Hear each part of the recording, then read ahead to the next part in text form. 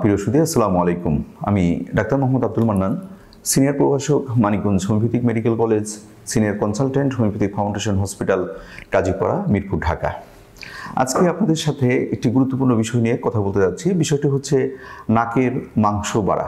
নাকের মাংস বাড়া বা নাকের মাংস বৃদ্ধি হওয়া, ব্যাপারটা এরকম। আর এর মেডিকেল টার্মটা হচ্ছে hypertrophy of the inferior turbinate. এখন এখানে ভূমিকাতে দু একটা কথা না বললেই নয়। অনেকে বা বিশেষ করে রুগীরা কিন্তু মানে কোনটাকে নাকের মাংস বাড়া বা নাকের মাংস বৃদ্ধি বলে আর কোনটাকে পলিপ বলে, এই ব্যাপারটাই বুঝতে পারে না। অনেক সময় দেখা যায় যে নাকে পলিপ হয়েছে, এটাকে মাংস বাড়া বলে, অথবা জাস্ট নাকের মাংস বেড়েছে, এটাকে নাকের পলিপ বলে। এই ব্যাপারটা আমাদেরকে কিন্তু ভালোভাবে বুঝতে হবে যে কোনটা পলিপ আর কোনটা নাকের মাংস বৃদ্ধি বা নাকের মাংস বাড়া। এটা নিয়ে একটু না বললেই নয়। সেটা হচ্ছে যে নাকের পলিপটা কিন্তু আপনারা দেখলেই বুঝবেন। সেটা হচ্ছে এই যে আমাদের পেঁয়াজের কোষ অথবা এই যে আঙ্গুর ফল, ঠিক অ্যাজ লাইক দ্যাট, মানে গ্রে কালার বা কিছুটা হোয়াইটিশ কালার, এবং এটা সফট প্রকৃতির, এবং এর অরিজিনটা মূলত হচ্ছে সাইনাস থেকে, আরও নাকের ভিতরের থেকে, গভীর থেকে এটা আসে, এবং এটা অনেক গভীর থেকে এসে আস্তে আস্তে নিচের দিকে নেমে যায়। আর হচ্ছে এখন তাহলে এইটা কি, নাকের মাংস বাড়াটা কি? নাকের মাংস বাড়াটা হচ্ছে আমাদের যে নাকের যে একদম ল্যাটারাল যে অংশটা, এই যে অংশটা, এই ল্যাটারাল অংশটা বা এই পাশে যে ল্যাটারাল অংশ বা এক পাশের যে অংশটা, ঠিক এখানে কয়েকটা 3টে টার্বিনেট থাকে।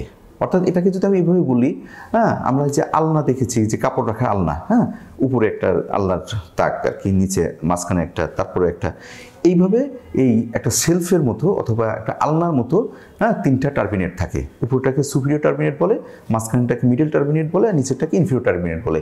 ঠিক আমাদের নাকের এই যে ঠিক নিচের দিকে ল্যাটারাল সাইডে এখানে একটু মাংসের মতো, দলার মতো বা একটা বলের মতো ফুলে যায়। এই যে মাংস ফুলে যায় বা নিচের দিকে যে ল্যাটারাল সাইডে যে মাংসটা ফুলে যায়, এটাকে মূলত ইনফিরিয়র টার্বিনেট। এই ইনফিরিয়র টার্বিনেটটাই ফুলে যায়, এবং এটাকেই বলা হয় মেডিকেলের ভাষায় hypertrophy of the inferior turbinate. অর্থাৎ 3টে টার্বিনেটের মধ্যে মূলত নিচের টার্বিনেটটা এই যে ফুলে যায় বা মাংসের একটা দলার মতো হয়ে যায় বা একটা বলের মতো হয়ে যায়, এই জিনিসটাকেই বলা হয় নাকের মাংস বাড়া বা hypertrophy of the inferior turbinate. এটা কিন্তু আমাদের বুঝতে হবে। অনেকে ব্যাপারটা বুঝে না, চিকিৎসার ক্ষেত্রেও কিন্তু সমস্যা হয়। এখন এই যে নাকের মাংস বাড়া বা নাকের মাংস বৃদ্ধি বা এই টার্বিনেটটা স্ফীত হয়ে যাওয়া, ফুলে যাওয়া, এর কারণগুলো কি? এর মূল কারণটা হচ্ছে অ্যালার্জি। অর্থাৎ আপনি দেখবেন যে অনেক, বিশেষ করে বাচ্চা কাচ্চা বা যুবক শ্রেণী ছেলে মেয়েদের মধ্যে দেখা যায় যে এই অনবরত সর্দি, হাঁচি, কাশি, ঠান্ডা লেগেই থাকে। কোল্ড অ্যালার্জি যাতে বলা হয়, অথবা আপার রেসপিরেটরি ট্র্যাক্ট ইনফেকশন, উপরের যে আমাদের শ্বাসতন্ত্র রয়েছে তার বিভিন্ন ধরনের ইনফেকশনের কারণে কিন্তু এই নাকের এই মাংসটা বেড়ে যায় বা এই টার্বিনেটটা স্ফীত হয়ে যায় বা বড় হয়ে যায়। তারপরে সাইনোসাইটিসের একটা ব্যাপার রয়েছে। যাদের সাইনোসাইটিস, ইনফ্লামেশন অফ দ্য সাইনাসের সমস্যা রয়েছে, তাদের এই সমস্যা হয়। তাতে ডিএনএস বলা হয়, ডেভিয়েটেড নেজাল সেপ্টাম। আমাদের নাকের মাঝখানে যে সেপ্টামটা বা পর্দাটা রয়েছে, এটা অনেকের বাঁকা থাকে, স্লাইডলি একটু বাঁকা থাকে, কিন্তু কারো একটু বেশি পরিমাণ বাঁকা থাকে। এটাও কিন্তু এর জন্য দায়ী। তারপরে এটা আমরা দেখেছি ফ্যামিলি হিস্ট্রি থাকে, অর্থাৎ বাবা মা ভাই বোনের যদি এ ধরনের সমস্যা থাকে, তাহলে যে বাচ্চাদের হয় তাদেরও এটা হয়ে যাওয়ার সম্ভাবনা রয়েছে। প্রেগনেন্সিতে কারো করে এটা সমস্যাটা বেশি হয়। এই যে ব্যাপারগুলা, বাচ্চাদের এটা আমরা বেশি দেখেছি। এই ব্যাপারগুলোকেই বলা হয় নাকের মাংস বাড়া বা নাকের মাংস বৃদ্ধি যে ব্যাপারটা, বা এই কারণগুলোই এক্ষেত্রে মুখ্য ভূমিকা পালন করে থাকে। এখন এর লক্ষণগুলো কি, অর্থাৎ কী কী লক্ষণ নিয়ে রুগীরা আমাদের কাছে আসে?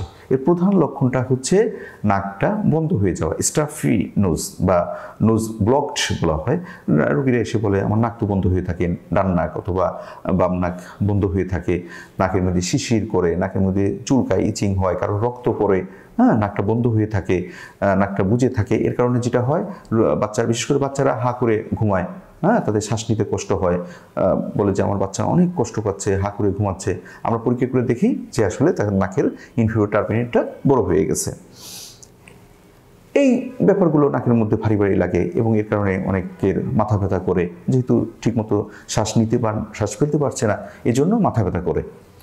তাহলে এই লক্ষণগুলো আমরা দেখি। এগুলো প্রতিরোধ করতে গেলে আমাদের কি করতে হবে?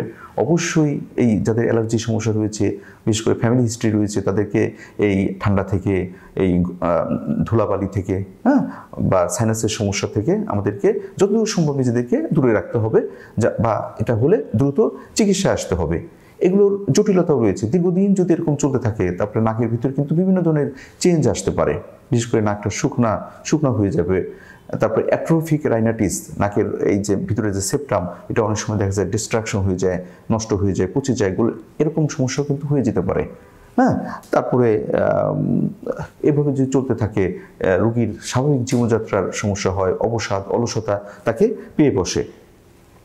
পরিশেষে আমি যদি হোমিওপ্যাথিক চিকিৎসার কথা বলি, নাকের মাংস পড়া বা অনেক ক্ষেত্রে আমরা যেটা সোকল্ড নেজাল পলিপ বলি, নাকের যে পলিপ হয়, এ ধরনের চিকিৎসা কিন্তু হোমিওপ্যাথিতে অনেক সুন্দরভাবে সেরে যায়। অনেক সার্জিক্যাল ব্যাপার এক্ষেত্রে রয়েছে, কিন্তু আমি যেটা বলবো, যদি কেউ এ ধরনের অসংখ্য পেশেন্ট আমাদের চিকিৎসায় ভালো রয়েছে, কারণ তারা অনেক সময় দেখা যায় ব্যাপারটা আসলে বুঝেই না। তারা যদি একজন দক্ষ স্কিল্ড হোমিওপ্যাথিক ফিজিশিয়ানের সাথে বা যারা ব্যাপারটা নিয়ে সবসময় ডিল করে, তাদের সাথে যদি এই চিকিৎসার দায়িত্বটা তাদেরকে দেয়, তাহলে দেখা যায় যে তারা কিন্তু অত্যন্ত সুন্দরভাবে এটা ওষুধের মাধ্যমেই কিন্তু ম্যানেজমেন্ট করা যায়। কিছু নিয়মকানুন রয়েছে, পুষ্টিকর খাবার দাবার খেতে হবে, স্বাস্থ্যকর জীবনযাপন করতে হবে, হেলদি লাইফ মেনটেন করতে হবে। হ্যাঁ, তার পাশাপাশি যদি হোমিওপ্যাথিক ওষুধ গ্রহণ করা হয়, তাহলে দেখা যায় যে খুবই ভালো স্পেসিফিক মেডিসিন রয়েছে। 3 মাস, 4 মাস, সর্বোচ্চ 6 মাস লাগতে পারে এ ধরনের চিকিৎসায় অনায়াসে এই নাকের মাংস পড়া বা এই যে ইনফিরিয়র টার্মিনেটটা, যে hypertrophy of the inferior terminate, এটা অনায়াসে কিন্তু ভালো হয়ে যায়। তাহলে বন্ধুরা, আজকে এই পর্যন্তই। আপনারা ভালো থাকুন, সুন্দর থাকুন। আল্লাহ হাফেজ।